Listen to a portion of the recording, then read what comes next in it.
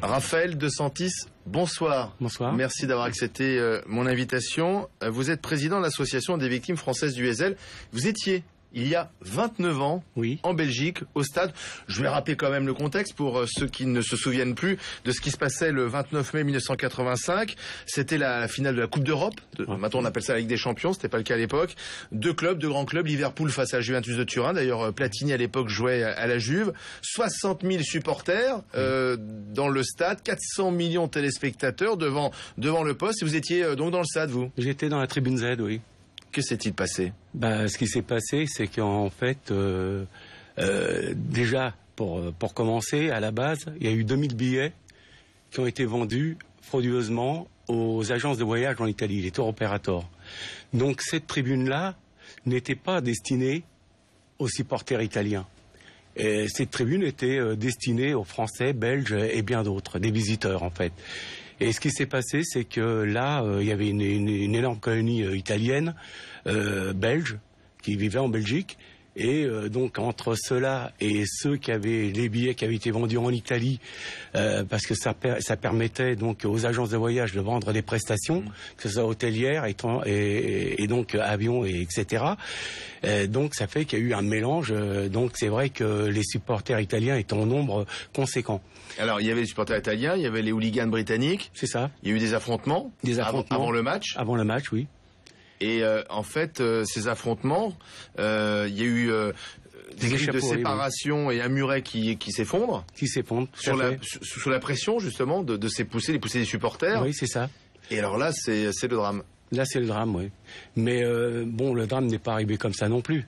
Le drame est arrivé parce que, il y a eu aussi des Italiens qui aussi donc chargé aussi les Anglais, hein. Oui. Faut reconnaître. Donc c'est les Anglais, les Italiens qui sont responsables. Enfin, en tout cas ceux qui étaient là. C'est ça. Alors on a piétiné des supporters. C'est ça, on a piétiné des supporters. Après donc c'est vrai que la panique a fait beaucoup de dégâts. Vous-même, que vous est-il arrivé à ce moment-là? Moi en fait tout s'est renfermé sur moi et j'avais une opportunité de m'échapper. Je suis remonté, mais malheureusement. Il y a eu des supporters britanniques qui ont commencé à poignarder. Poignarder. J'ai pris un coup de couteau sur le côté. Il m'a effleuré, heureusement pour moi. Et ensuite, malheureusement, j'ai dû suivre les autres, quoi. Donc j'ai été de moi-même vers le regroupement. En fait, je me suis regroupé aux autres qui commençaient à pousser et voilà, et tout s'est renfermé, et puis voilà, puis là, c'était le petit bonheur, la chance, où vous en sortez, ou vous en sortez pas. Moi, j'ai eu la chance de m'en sortir miraculeusement, mais tout le monde n'avait pas cette chance-là. Vous avez été blessé? Oui, j'ai été blessé, j'ai eu des contusions multiples, fractures, et grâce au secours de la Croix-Rouge belge, qui ont fait un excellent travail, hein, qui m'ont sorti de là, quoi.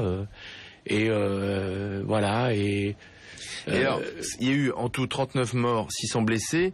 Ce qui est dingue, avec le recul, c'est de se souvenir que le match n'a pas été annulé, parce que tout ça se passe avant le match. Avant le match, oui. Et on décide de faire jouer cette finale entre Liverpool et Juventus de Turin. Et il y a eu beaucoup de polémiques d'ailleurs sur cette décision. Il y a eu beaucoup de polémiques, mais d'un autre côté, il fallait jouer le match. Parce que si le match n'était pas joué, il y aurait davantage de morts. Vous pensez? Je pense, oui. Ça a quand même calmé les choses?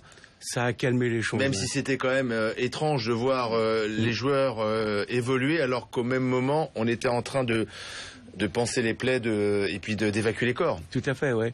Mais d'un autre côté, il valait mieux que ça soit comme ça. Parce que autrement, déjà, les Anglais étaient sous l'empire de l'alcool, de la drogue aussi. Et donc, ils étaient très forts physiquement. Alors, on a tiré les leçons de tout ça aussi. Oui. Désormais, les stades sont sécurisés. On a vaincu le hooliganisme britannique. On a exclu les voyous, hein, ceux qui venaient pour se battre.